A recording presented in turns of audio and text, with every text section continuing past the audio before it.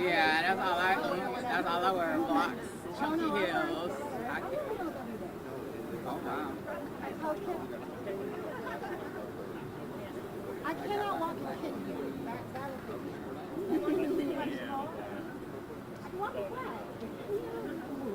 I thought you looked a little bit more maverick. And yeah. See mom was like, yeah.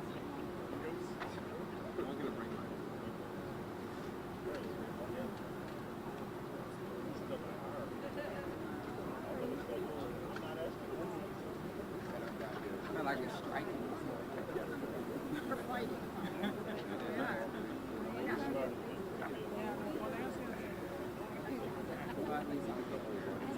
Front and center.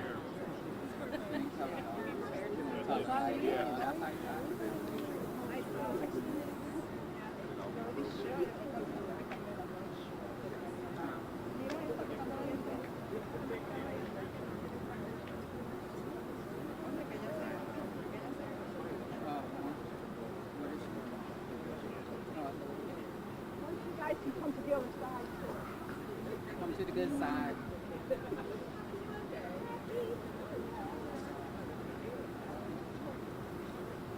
How's everybody doing? Thanks, everybody. I was going to keep asking until I got it.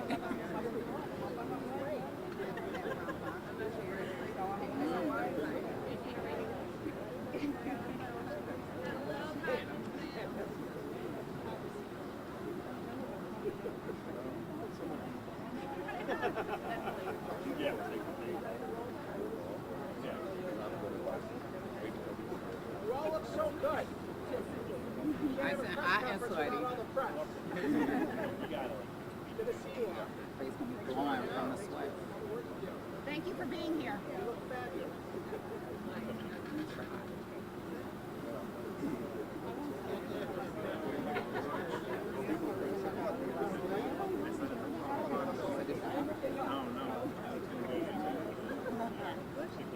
Right.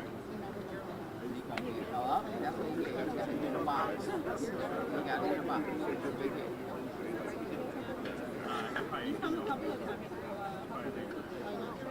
Right, wait.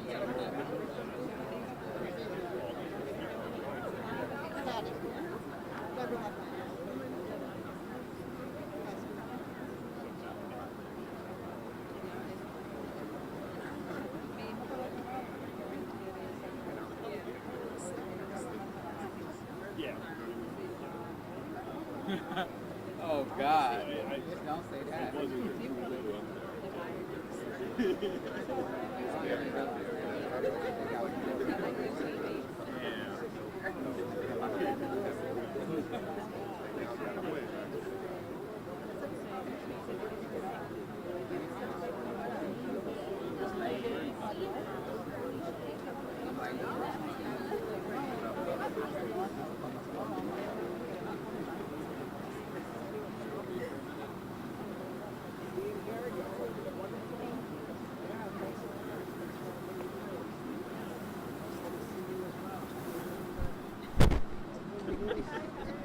you. Thanks for being here. Thanks for being out here in the sun.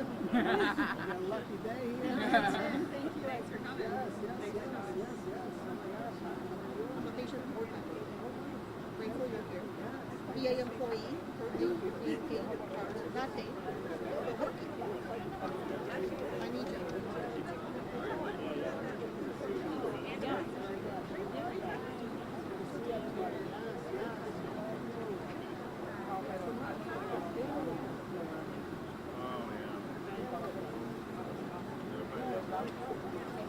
I do go there one past year, but it went over.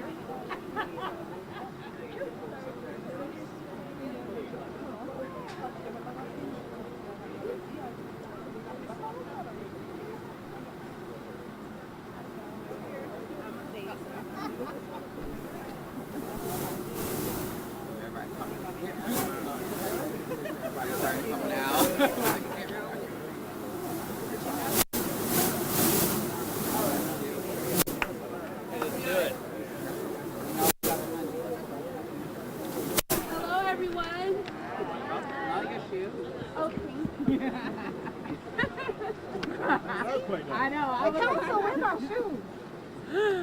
We all, oh, no. I was looking like, All right, we're going to get started. Thank you so much. Good morning, everybody. And I want to thank all of you for joining us here today. I want to start by thanking our friends from the Neighborhood Health Center, not just for hosting us, but for the work that they do in the community each and every day to improve the lives and the health of Western New Yorkers. To Joanne Hafner and the entire Neighborhood Health Center team, we owe you and your colleagues in healthcare an immense debt of gratitude. Can we hear it for the Neighborhood Health Center and their work every single day out there, front lines. I also want to thank some of the other folks who joined us here today.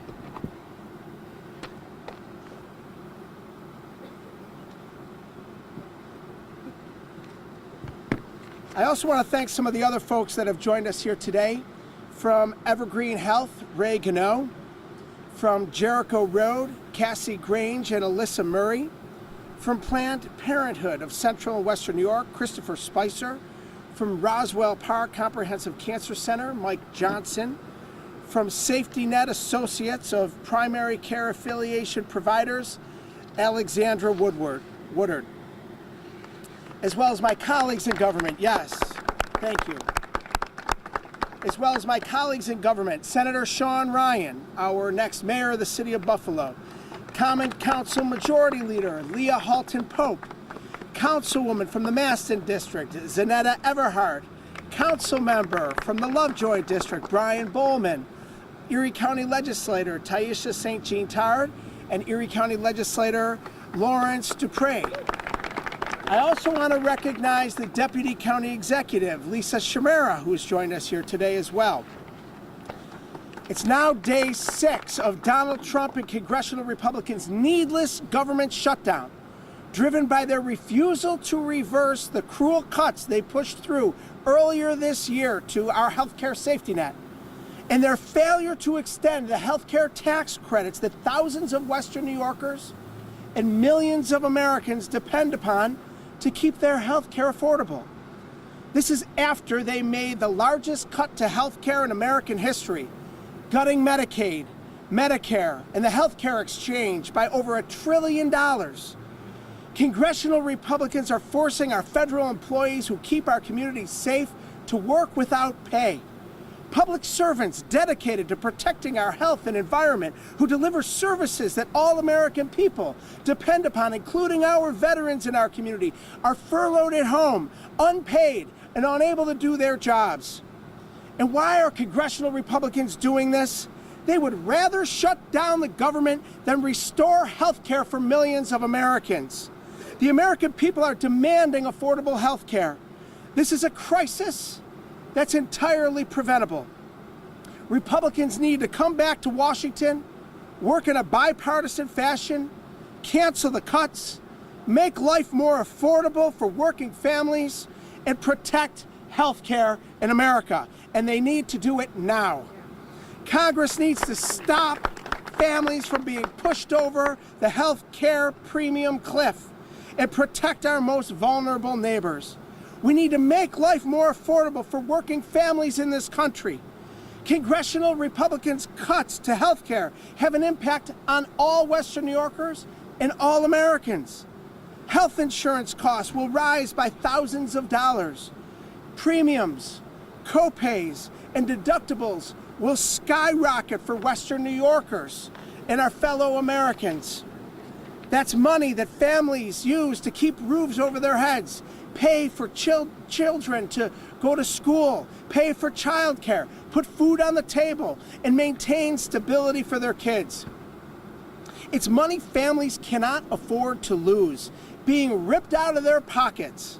While congressional Republicans continue to attack health care in America, the cost of groceries, the cost of housing, and the cost of everyday life continues to get more expensive for working families because of their failed policies. The Republicans own this shutdown. They control the House, they control the Senate, and they control the White House.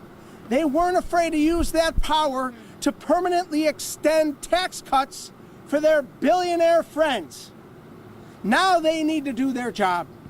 They need to return to Washington. They need to cancel these cuts. They need to make life more affordable for Western New Yorkers and Americans, and they need to protect health care for the American people. And we aren't going to stand for anything less, are we? No. So we stand together with community leaders, with healthcare providers, with government leaders, with people that demand that congressional Republicans stand up and do what's right for the people of this great country. Return to work in Washington. Cancel your vacations, get to work and do the people's business. Meet with the Democrats and create a bipartisan plan that will cancel these cuts that are hurting American citizens, that is ripping health care away from millions of Americans and people right here in Western New York. Cancel the cuts that's driving up the cost of everyday life and making life more expensive for Western New Yorkers and people across this nation. And work with us to protect health care in America. That's what the people of this great community and the people of this great country are demanding. And I'm so proud to stand with my colleagues here today. And it's my true honor and privilege to introduce this woman who's literally on the front lines, the CEO of Neighborhood Health Center here. Let's hear it for Joanne Hafner. Joanne? Thank you, Joanne.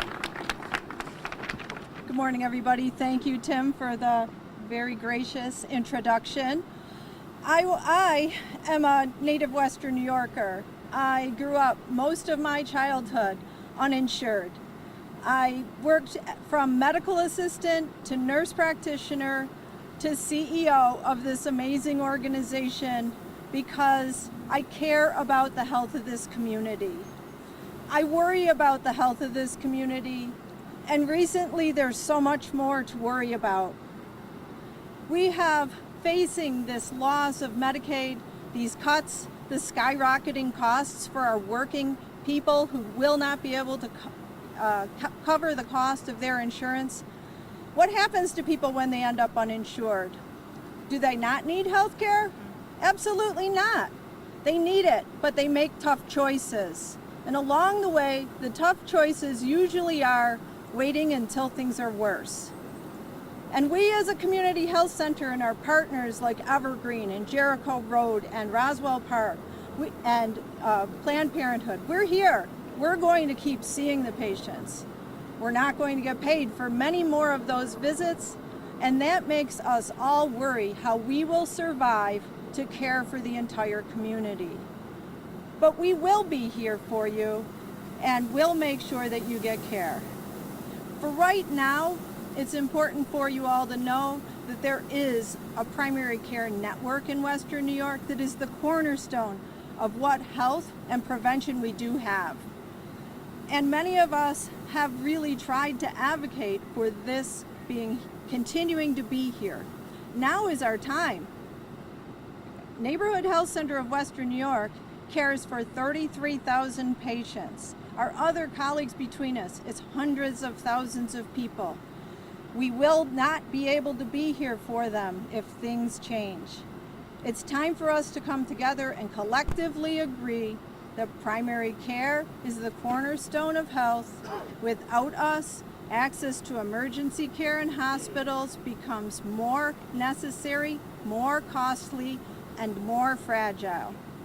So we need to agree that access to primary care is access to a healthy community, and we need to fight for access to insurance, access to affordable insurance, and if we agree that making America healthy is our goal, the way to do that is access to primary care. That's exactly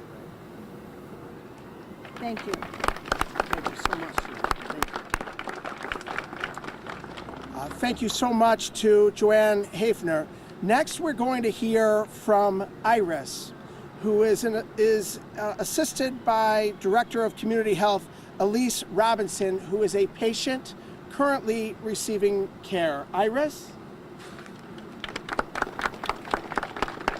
Thank you. Good morning, everyone.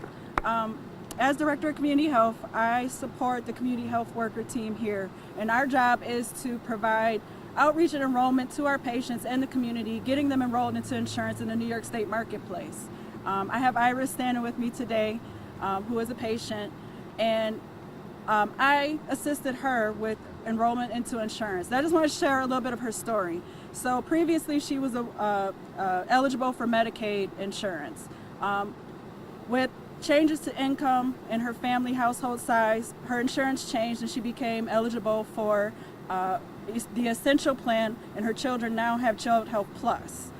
With that, those changes that have occurred have affected her and her family and how overall healthcare is affordable to them or not.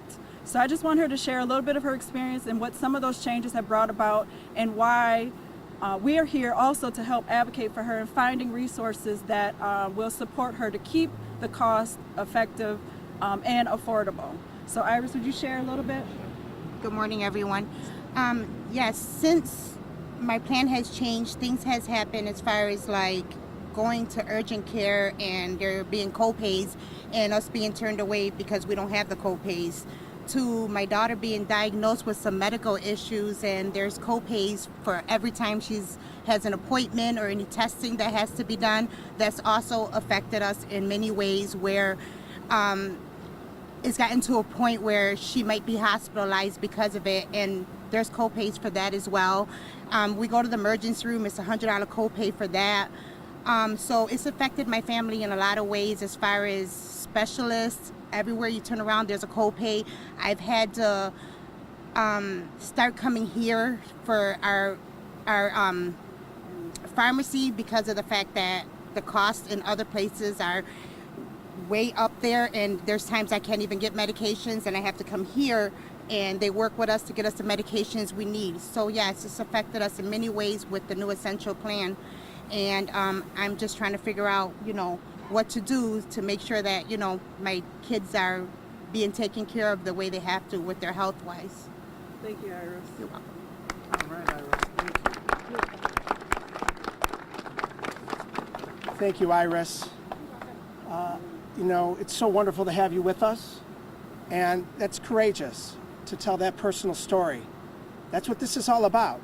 This is about the people of our community and the people of our country who are having their health care not only threatened but ripped away from them by the millions.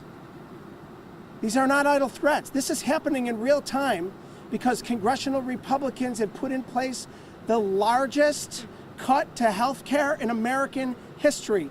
$800 billion to Medicaid, $500 billion to Medicare, $300 billion to the Affordable Care Act and the Health Exchange that insures millions of Americans. So Iris, thank you so much for having the courage to share your story with us here today. It is so important. Next, we're going to call up someone again on the front lines in our community, the president and CEO of Evergreen Health, Ray Gano. Ray?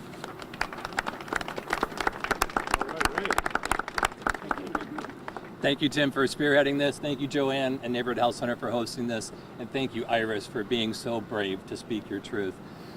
This is a big deal. These cuts will be devastating to our organization, which is Evergreen Health, to our patients that we serve, and we have over 30,000 people that we take care of, and to our employees that provide those services.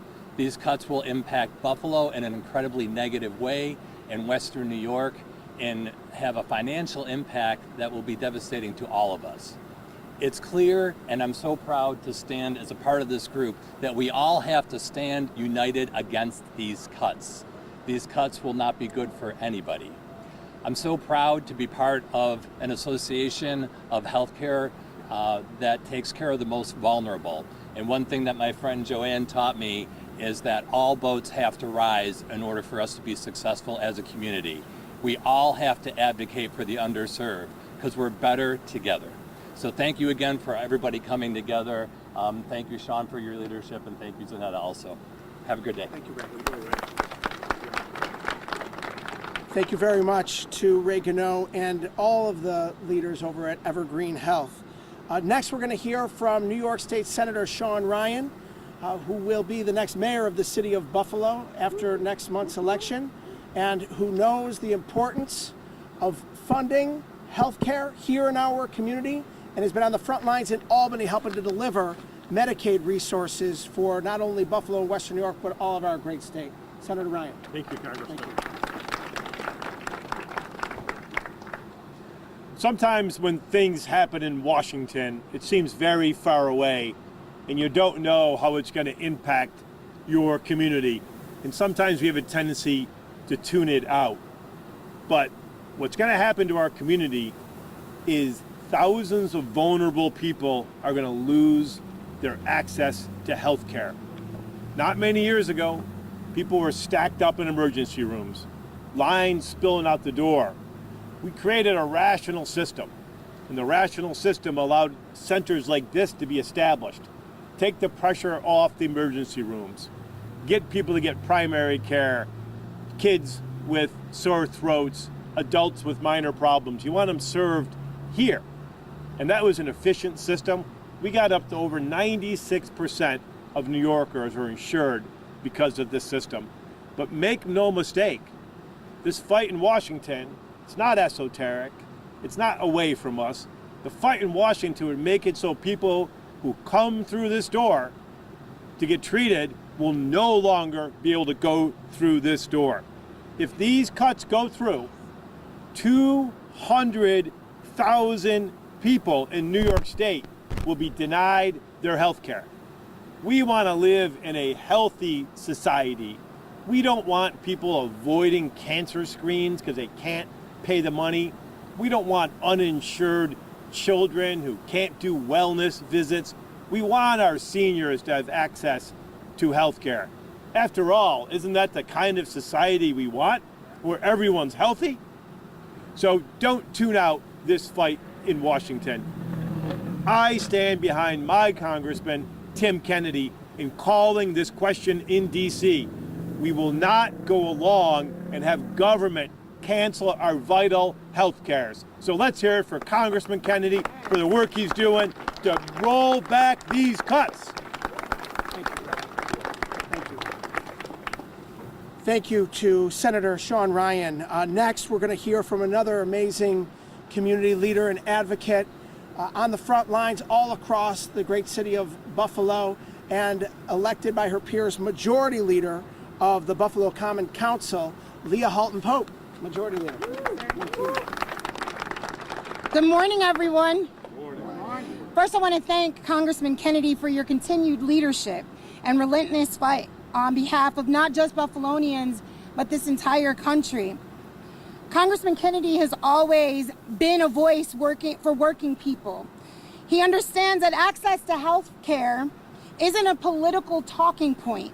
It's a matter of life and death for millions of families across this country and thousands of individuals here in this great state of New York. What we're seeing unfold in Washington, D.C. right now is outrageous. Republicans, fresh off of voting to rip Medicaid from some 12 million Americans, now want to let the Enhanced Affordable Care Act tax credits expire, kicking millions more off their health insurance. That's unacceptable. That's right. And they're willing to shut down the federal government just to get their way. That doesn't work for me. We know exactly what happens when people lose access to health care. They go into medical debt. They miss essential preventable care. And tragically, some of them lose their lives. Not because the treatment doesn't exist, but because they cannot afford it. We have amazing institutions here in the city of Buffalo and across the state of New York that provide quality health care.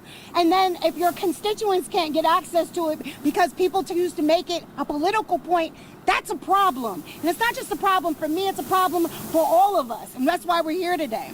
So let's be clear, healthcare is not a privilege. It's a human right. It's the foundation for strong families and stable communities. When people can see a doctor fill a prescription or get the care they need without fear of financial ruin, that strengthens not just individuals, but our entire nation, our entire community. The city of Buffalo is stronger. So today I stand so proudly with Congressman Kennedy, all of my colleagues in government, and our local healthcare providers to send one very clear message to the White House and to Republican Congress to stop putting the profits of billionaires ahead of the health and lives of the American people. Buffalo is a city built on resilience, compassion, and community. We look out for one another, and we expect the leaders in Washington, D.C. to do the same. Because when we invest in people's health, we invest in their hope, their future, and strength of this nation. God bless you. Thank you, Majority Leader. Thank you, Majority Leader Leah Halton Pope. Next, it's with extreme pride that I introduce our next speaker. Again, another amazing leader, not just in the city of Buffalo, but across Western New York, across our state, and on a national level. She's leading in so many different ways, including the fight for health care. My great friend, Councilwoman from the Massa District, my dear friend, Zanetta Everhart. Thank you, Congressman. Thank you so much. Thank you to our Congressman. He has always been a fighter, and that's why I was honored to work for him for so many years and to also have him now as a colleague. So thank you, Congressman, for continuing to always fight for us. I want to thank Joanne and the work that you do here. Thank you. But I really want to speak to, Iris. You remind me a lot of my mother. When I was young, I went to a healthcare facility, something like this. It was called Geneva B. Scruggs. It was on the ECMC campus. And that is where I received essential care. I was a very, very sick child. I had really, really bad asthma, and we had Medicaid. And I was able to get what I needed. My mother couldn't afford to buy the nebulizer that we had to take home, or the asthma pumps that I needed, or the steroids that I needed to take. And so people like Iris are fighting for the lives of their children.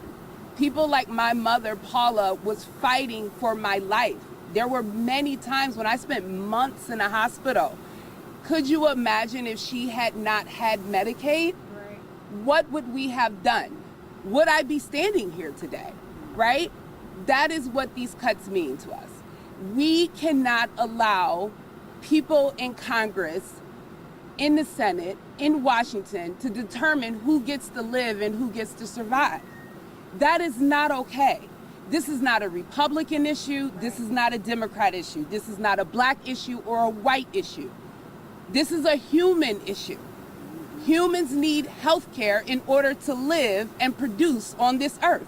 It really is just that simple. And so I just want to say thank you, Iris, for loving on your babies and fighting for your babies. Thank you, Joanne and your team, for all the work you do here to provide essential care. Thank you to my mother, who stood up for me and made sure I had the care that I needed. And of course, thank you to our Congressman for continuing to fight and bringing us all together. Thank you. Nice job. Nice job. Am I seeing Councilman Bowman here? Legislator Cintara?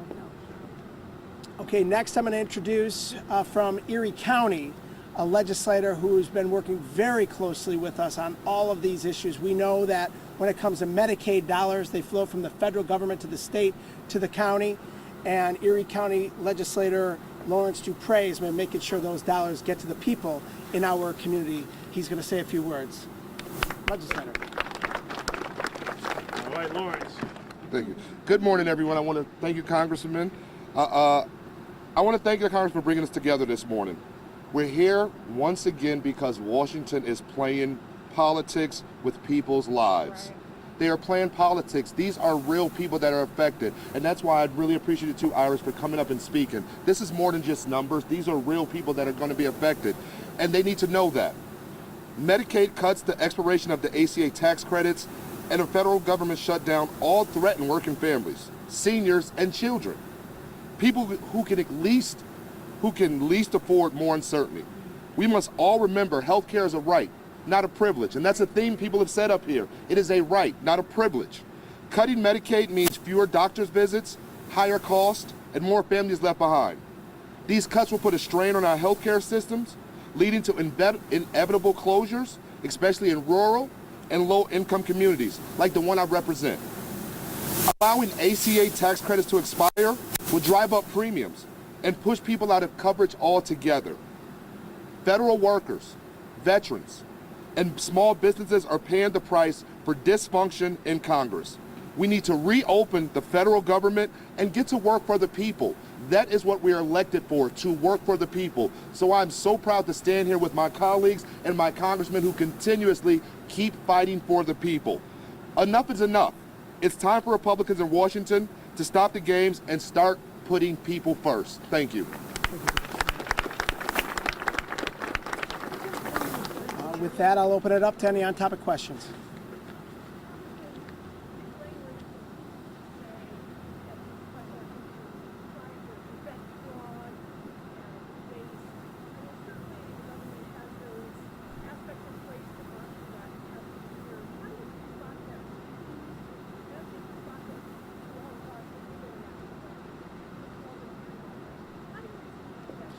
Well, the bottom line is that the Congressional Budget Office, which is a nonpartisan office that the House of Representatives and the Senate use for financial declarations, has made it very clear that gutting healthcare in America by over $1 trillion will kick millions of people off of their health insurance in this country. People that qualify today for their health insurance will no longer qualify after November 1st, and these tax credits are not extended. Or even worse, those in fact that do qualify won't be able to afford it, and some will make a decision, especially youth in America, not to pay for that because they don't think they need health care. So everyone in America's premiums skyrocket, their co-pays get more expensive, their deductibles go up. Everyone in America will feel the pain, and on top of that, we're going to see emergency rooms in this country that are going to be now bursting at the seams again, because people that would otherwise be able to receive preventative care at community facilities like neighborhood housing services that we stand in front of today are going to be forced off of their health insurance, back into the emergency rooms to get their care. And what happens? Everyone pays for it. And the hospitals flip the bill. There are over a dozen hospitals in the state of New York already, particularly in rural communities, that are slated to close. Nursing homes slated to close. Over 300 hospitals across the country slated to close because of these health care cuts. This is a fight for health care in America. Make no mistake about it. That is a line in the sand, and Democrats in Congress are standing up for the people in America and fighting for the health care of the people in this great nation, and we're not going to take no for an answer.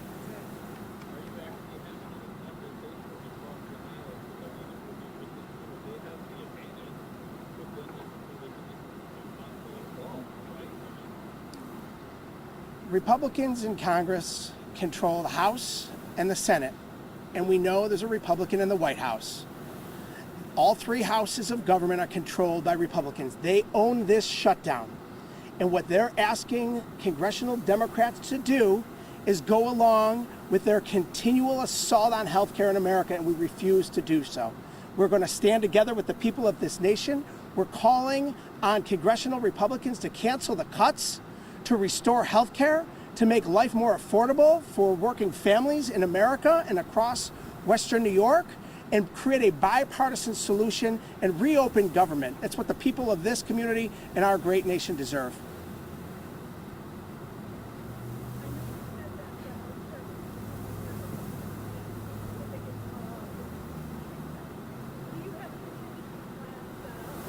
Joanne?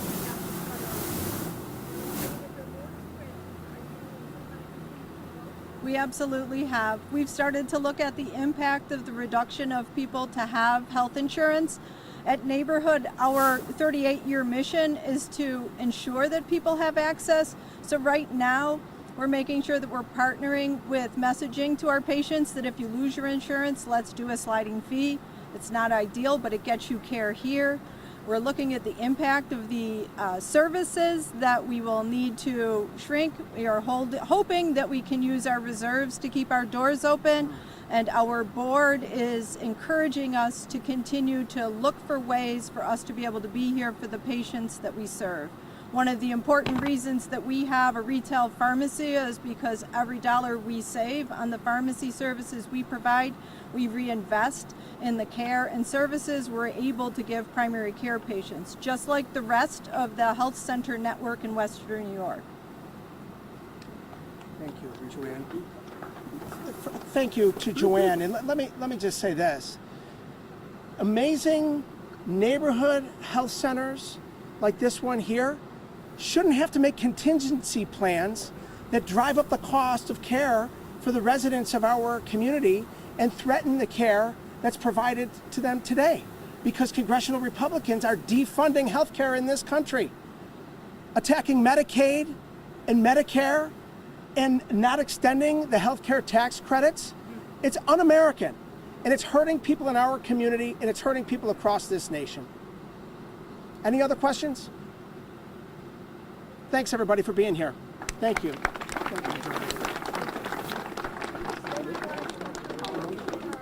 Yes, I know, right? A major promotion. Not yet, not yet. I need some time. Thanks everyone for coming out today. Thanks for all the hard work you do every day. Appreciate it.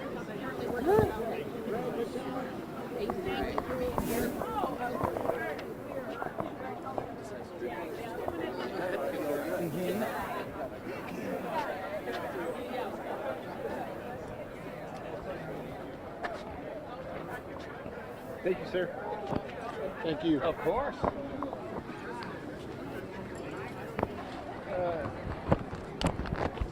All right.